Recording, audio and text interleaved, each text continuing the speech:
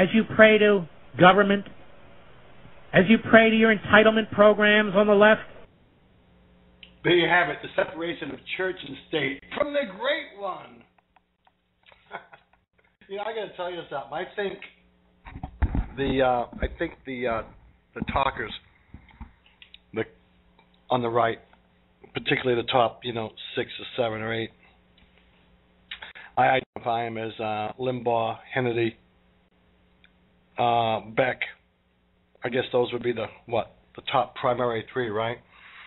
And then we go into the Michael Savages, the Mark Levin, Medved, Hugh Hewitt, a few others. I know Ramsey's really good, but he's more on financial, but he deals with the culture really well too. Talks about a lot of the stuff that I talk about, walking around the economics of somebody's accounting of their life, or the non-accountability of their life, as you see it. But Mark Levin is a little bit cursed, because there's this also on the airwaves is this lame brain drain stream, and his name is Mark Levine, and he's a liberal that you'll see on Fox a lot. And of course, Mark Levin is Mark Levin, and he makes that distinction all the time. I believe he has no N in his spelling. But they have their shtick, don't they? As much as I like these people on the right, and thank God, I mean, I got to think, they keep on thinking about, they keep on the myth, the media keeps perpetuating the myth of the far right. I believe conservatism, as it was developed by our founders, was in the center when it first started. It is defined as the center because it's defined as correct. It's defined as correct.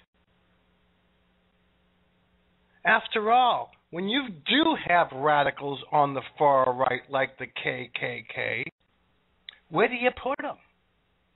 If you're calling somebody like Rush Limbaugh a far-right radical. What Fox has enabled the media at large to do, and for us lame brains in particular that want to believe it, is that Fox speaks for the sensible ones. So therefore, he is perhaps center in the talk show on the conservative sides are far right. What a perversion of reality. What a distortion of reality. The media absolutely likes to distort our truth. If a lie is said to you over and over and over again, you start to believe it. It becomes the truth. It becomes synonymous with the truth. You simply look at, folks, people of virtue don't like to not give someone the benefit of the doubt. People with virtue tend to allow themselves to behave in a way that I would call them chumps. Sorry.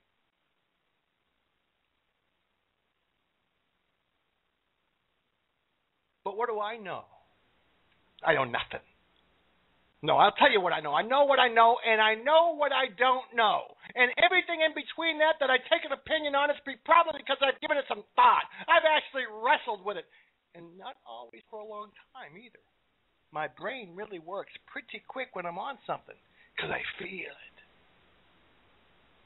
It just comes to me, and then when it comes to me, I try to logically extrapolate out the logic that made me come to it so that I could argue it. Because if I could only feel it, and if it didn't make any sense to me, if I couldn't make the argument to defend it or to justify it or to re-articulate it, then it was something I didn't want to hang on to for so long.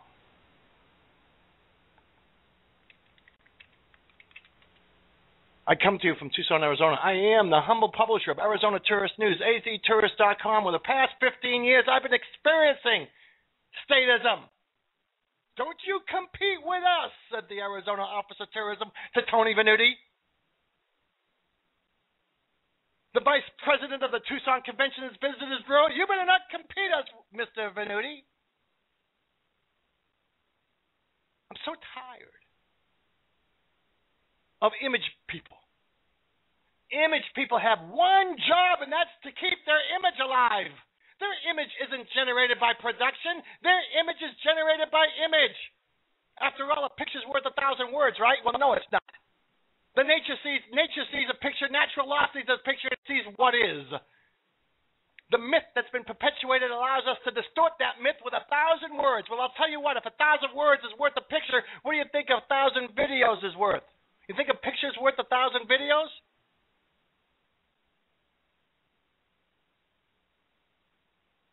How about experience, huh? How about experience being worth 1,000 videos? It's all about what we believe, how we think, why we think, who we align ourselves with, and how we defend ourselves in the truth that we want to perceive it as such. Because we're all fooling ourselves, don't you think? Until we start asking, why am I feeling the way I am feeling? Until we ask ourselves, why do I believe the way I believe? Until we ask ourselves, what's making me say what I say? Until we're honest with ourselves and are able to give the same kind of tough love to ourselves that my mother gave me. And my mother, let me tell you something. You can believe my mother gave me tough love for it to withstand